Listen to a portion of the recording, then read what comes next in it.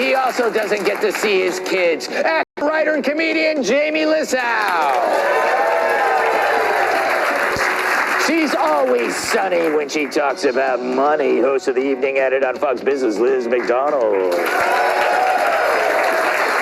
Dog owners ask if she bites. New York Times bestselling author and Fox News contributor Kat Tiff. And they call him the Time Machine because he can knock people into next week. New York Times bestselling author, comedian, and former NBA champion. Jamie, I didn't write this question. Okay. If Google really did interfere with the election, do you think it also interfered with your failed marriage? I take some of the blame. Yes. I knew something was going on with Google, with like that they were choosing a side politically. I Googled imaged an airplane the other day, and it only had a left wing. And I go, this. I feel like Google does have an obligation because people treat it like Encyclopedia Britannica, and they think it's facts, and then it's so biased. I feel like that's a real issue because Google is like it's like you say Kleenex for tissue, you say Google for look it up, and I feel like they have no one ever goes like, oh, you don't believe me, Bing it. Yes. oh yeah, well why don't you duck go it if you don't, right? Like I feel like as taking on that role, I feel like they do have that obligation, and this scares me, man, because think about it, man, like if the machines take over, that will suck. You know, it will suck worse if it's annoying woke machines. Yes. Yeah. We'll be the first to go. It'll be because I'm very worried about it. I know we've talked about it a lot. Like everything. I'm even like I just noticed the other day I started being like super polite just to Alexa. Just I say please and thank you if she plays the wrong song. I go, nope, you're right. This one's better. And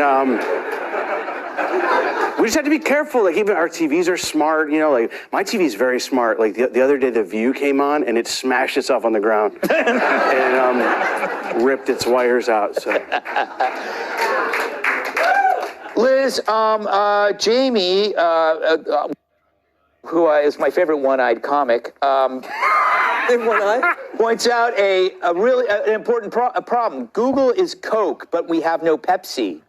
It's like when CNN arrived, FNC came later and destroyed it. But no one's been able to destroy Google. Right. But is Google even salvageable?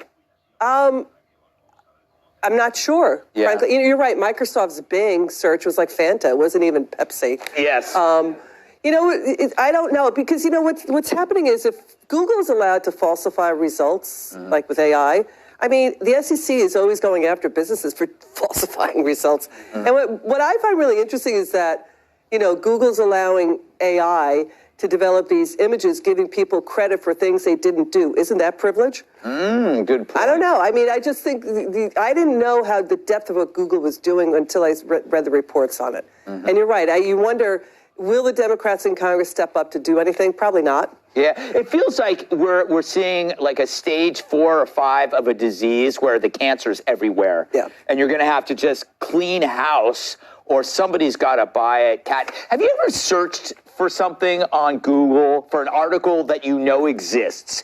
It's there and it doesn't show up because the content is not somehow amenable? Well, if I look for something on Google and I can't find it, then I just Google what I was doing, and I just add the word Reddit on the end, and then it's always on Reddit. There's still a lot of really strange information available on Reddit, so that's either good or bad depending on how you look at that. But also, I guess we still do have we have books. Yes. What are those? Maybe books will make a comeback. Yes. Because it's true. Even if going back to Reddit, like if people have relationship problems, they go to Reddit, which is an insane place to go. But shouldn't you be able to Google stuff like that? Shouldn't there be advice? And everything's so sanitized, it seems like, on Google. The worst place to get relationship advice is where it all is on Instagram. Everybody, there's all these crazy-eyed women giving advice about how men want this and want that, and they are miserable, Kat, miserable. I guess that's more of a comment than a question. No, I think Reddit's a worse place to get advice, actually. Yeah. All right, Tyrus. To be fair, there's a lot of dudes giving marital advice on IG that really should stop. Yes. you got good with one. You have no idea what the rest are up to. Stay out of it, bro. Like, just stay in your bunker. Stay out of it. That's what I do. Listen, whenever anyone gets power, for whatever reason, whatever their good deeds were when they started out, their influences become more important. They're powerful. The people who are running Google, they want this. This is part of who they are, and they have support for this. The media supports it. The left wing supports it. So the smaller group, which is calling like, hey, this isn't right, they don't care because we're flawed anyways, because we're conservative or free thinkers or libertarians. We don't want your angle on how it is. We just want how it is. But that's the problem when people get into power. It always kind of ends up that way. You have to. Google was a quick fix.